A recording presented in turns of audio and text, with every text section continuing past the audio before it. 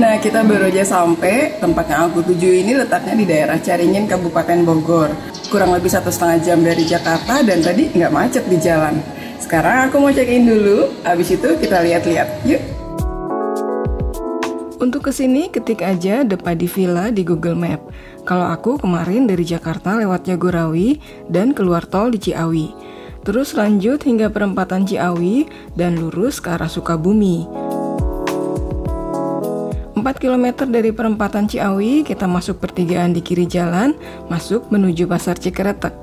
Jalannya pas untuk 2 mobil dengan lubang di sana-sini. Untungnya jalurnya nggak curam. Sekitar 2 km, kita ketemu pertigaan kecil di kiri jalan dengan pelang Villa Seven Terrace. Terus kita masuk ke dalam, sekitar 100 meter, dan sampai kita di tujuan Depadi Villa Bogor. Untuk suasana sekitar cukup asri dengan view Gunung Salak dan Gede Pangrango di kejauhan. Masuk ke dalam, aku langsung ke front office. Proses check-in ini cukup simple, cuma bukti KTP yang difoto sama pengelola.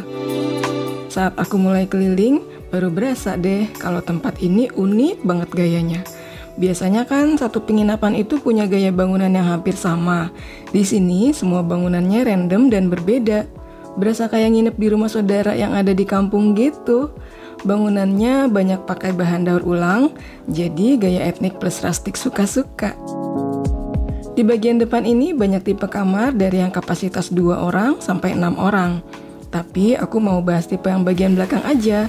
Posisinya setelah area sawah tadi. Oh iya, di bawah saung ini adalah area parkir mobil tamu ya. Jadi posisinya di tengah penginapan. Sekarang aku mau ajak lihat tipe kamar segitiga kaca. Bentuknya tuh unik banget.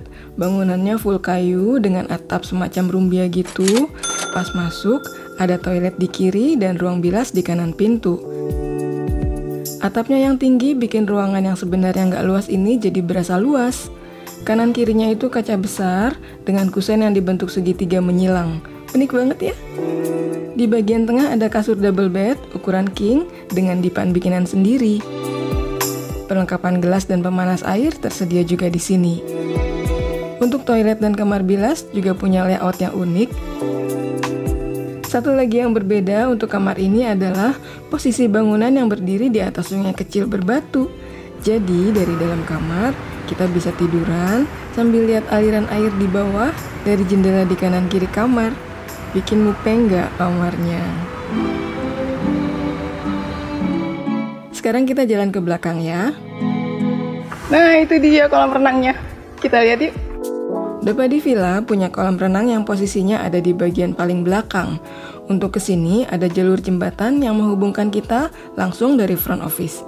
Kolam renangnya nggak gede, bentuknya seperempat lingkaran, dan ada gazebo di ujungnya. View-nya kece betul dari atas sini. Dan bisa lihat Gunung Salak juga. Di sebelah kolam renang ada semacam area cafe atau resto dengan banyak kursi dan meja kayu. Sedangkan di atasnya adalah lokasi untuk tipe villa galeri. Tipe ini kapasitasnya untuk 6 orang. Bangunannya dari kayu tua khas Jawa Lawasan. Ada kolam ikan kecil di sekelilingnya. Untuk di dalamnya cukup luas dan ada mezanin untuk ruang tidur juga. Super antik dan unik kan? Sekarang kita mau lihat tipe Standard Plus. Tipe Standard Plus ini punya teras di bagian luar. Karena posisinya yang lebih tinggi, jadi kita bisa lihat pemandangan yang lebih luas ke sana. Sekarang kita lihat ke dalam. Bagian dalam tipe standar ini nggak terlalu luas. Ada kasur double ukuran queen di pinggirnya. Interiornya dibuat unfinished. Semua bagian meja dan dipan bikinan sendiri alias handmade. Ada kamar mandi dalam di bagian pojok, toilet dan kamar bilasnya terpisah. Di bawah tipe kamar standar plus itu ada semacam saung, jadi kita bisa duduk-duduk di sini karena gede juga, luas juga lokasinya.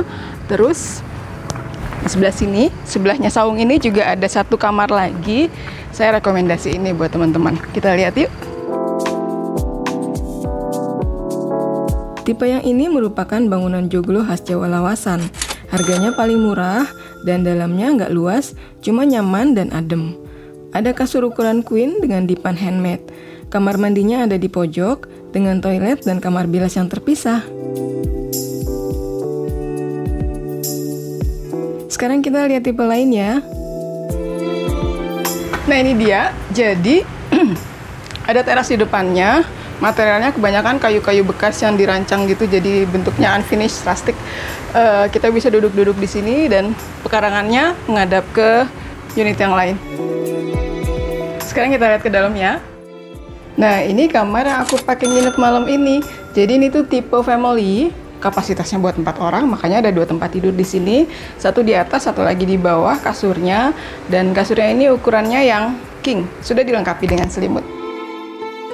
Kalau kita lihat ini materialnya kebanyakan dari kayu, tapi modelnya itu rustic, jadi kayak nggak kelar gitu pengerjaannya. Tapi justru unik. Ini dapurnya, kita udah dikasih air mineral full 1 galon. Juga ada alat masak di sini, alat makan, kompornya juga. Jadi kesimpulannya kita bisa nginep sambil masak sendiri. Kamar mandi ada di sebelah dapur. Kita lihat yuk. Ini udah disiapin juga handuknya.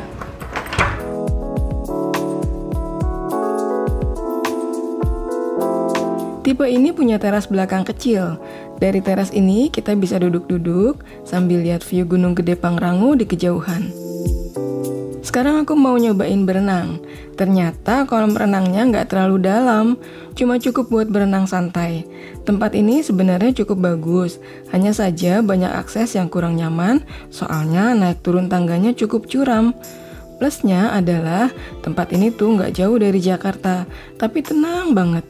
Seharian cuma dengar suara pohon yang ditiup angin, suara angsa, gemericik air, pokoknya buat adem pikiran. Harganya juga murah, jadi healingnya nggak bikin dompet pening. Karena kamar aku ada dapurnya, untuk makan malam aku masak sendiri. Tadinya mau goreng sosis aja biar gampang, cuma lupa beli minyak goreng. Jadilah bikin sosis rebus, yang penting mateng dan bikin kenyang. Saat malam di sini ternyata jauh dari spooky, soalnya pemilik selalu nyalain lampu di semua bagian. Jadi semarak banget suasananya. Nggak serem kan jadinya?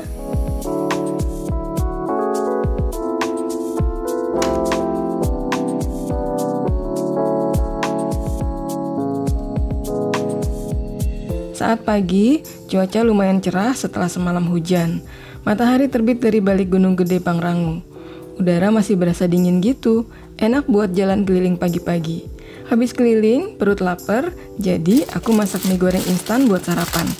Dan makannya di meja panjang luar biar bisa jemur badan sambil nikmatin view Gunung Salak.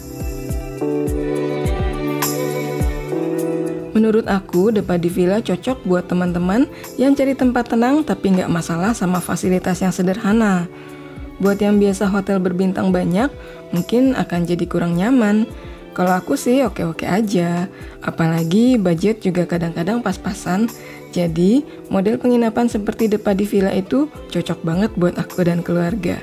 Selama itu bersih dan mudah dijangkau, yang penting kan happy. Oke, sambil lanjut berenang, videonya sampai di sini dulu. Semoga bisa bermanfaat. Jangan lupa like, komen, share, dan tentu saja subscribe ya. Sampai ketemu lagi di video berikutnya. Wassalamualaikum, dah bye-bye.